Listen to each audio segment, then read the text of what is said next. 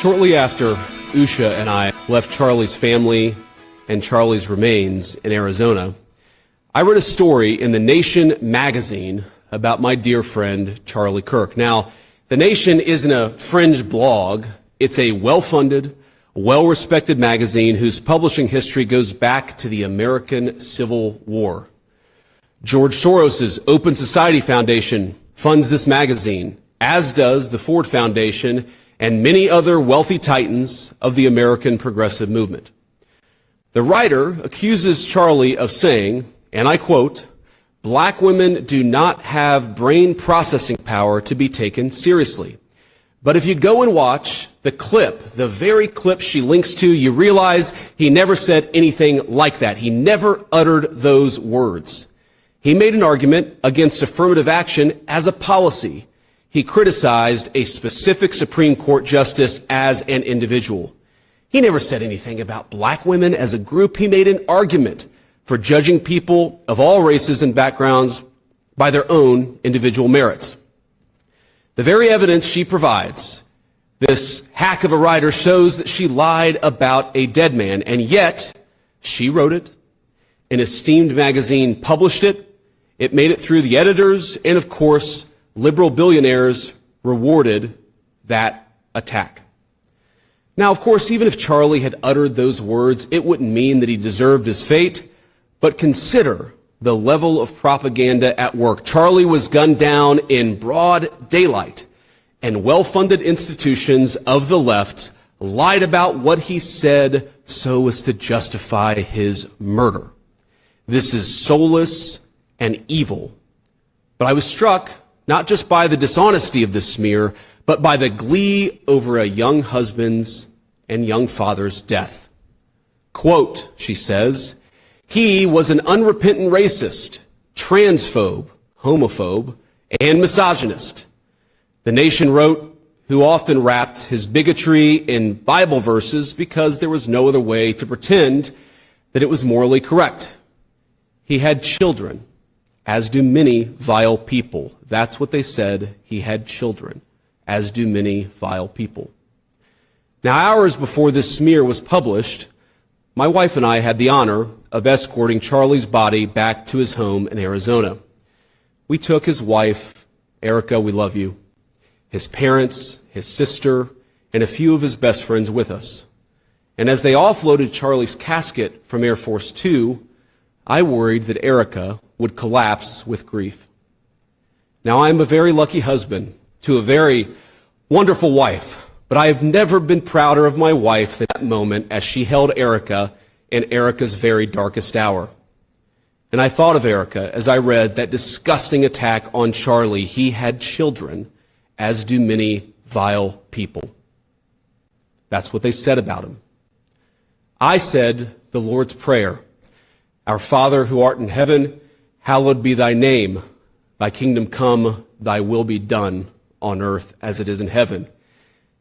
And I asked Usha what Erica had said to her earlier in the day in a private moment, and I asked Erica's permission to share this.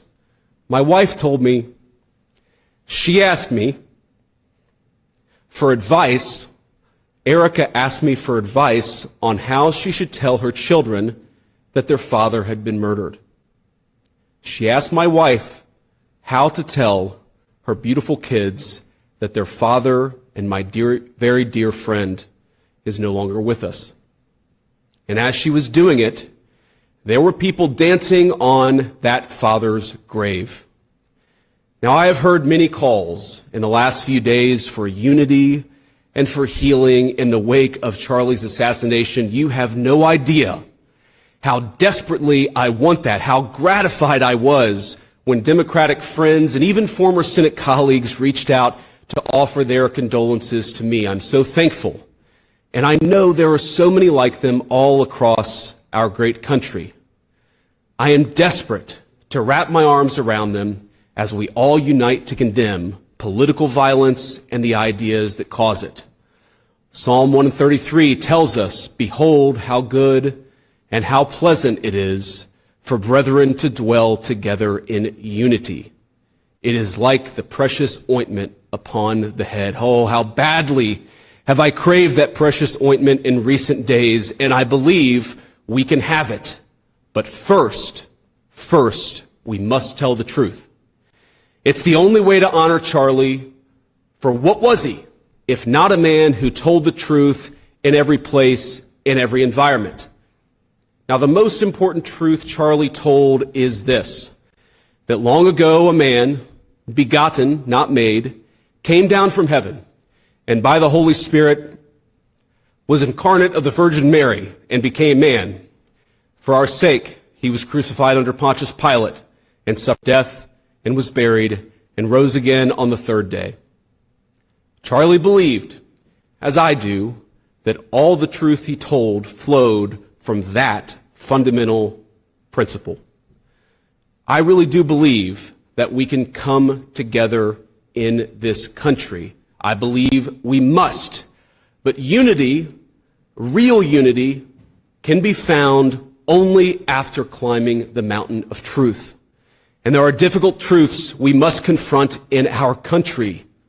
One truth is that 24% of self-described, quote, very liberals believe it is acceptable to be happy about the death of a political opponent, while only 3% of self-described very conservatives agree. 3% is too many, of course.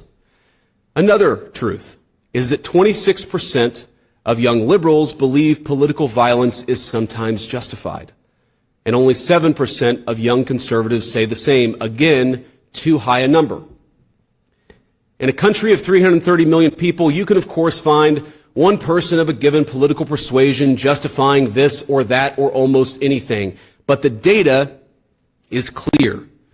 People on the left are much likelier to defend and celebrate political violence. This is not a both sides problem. If both sides have a problem, one side has a much bigger and more malignant problem, and that is the truth we must be told.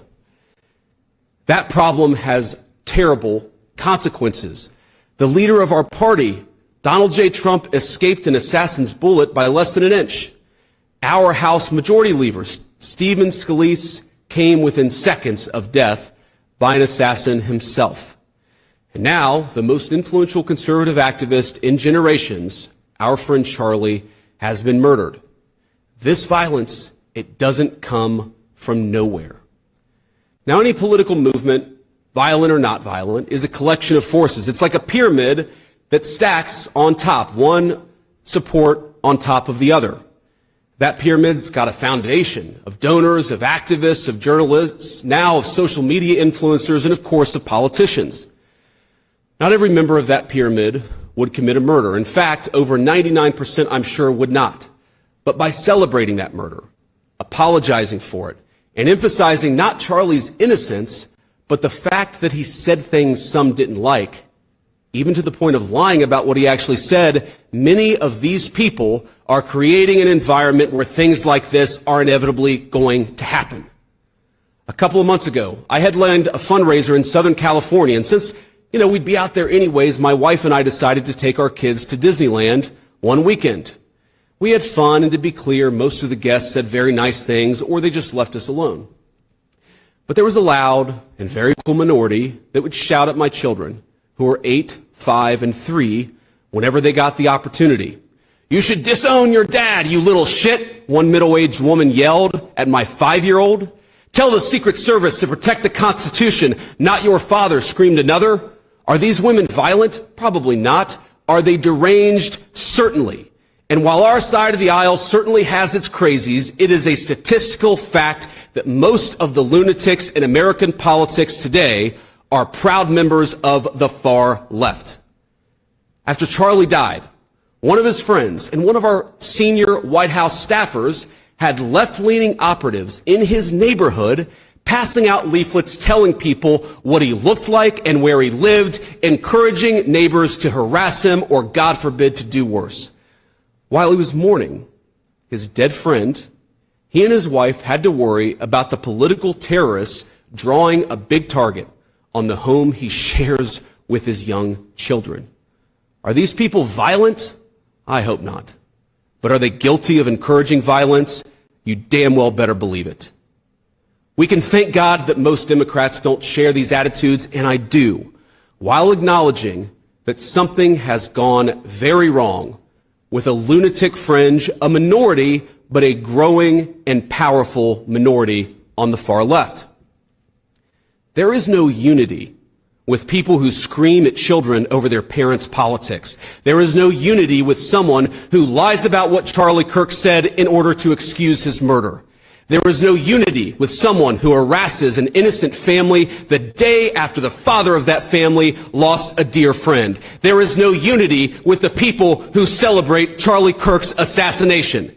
And there is no unity with the people who fund these articles, who pay the salaries of these terrorist sympathizers, who argue that Charlie Kirk, a loving husband and father, deserved a shot to the neck because he spoke words with which they disagree. Did you know that the George Soros Open Society Foundation and the Ford Foundation, the groups who funded that disgusting article justifying Charlie's death, do you know they benefit from generous tax treatment? They are literally subsidized by you and me, the American taxpayer. And how do they reward us? By setting fire to the house built by the American family over 250 years.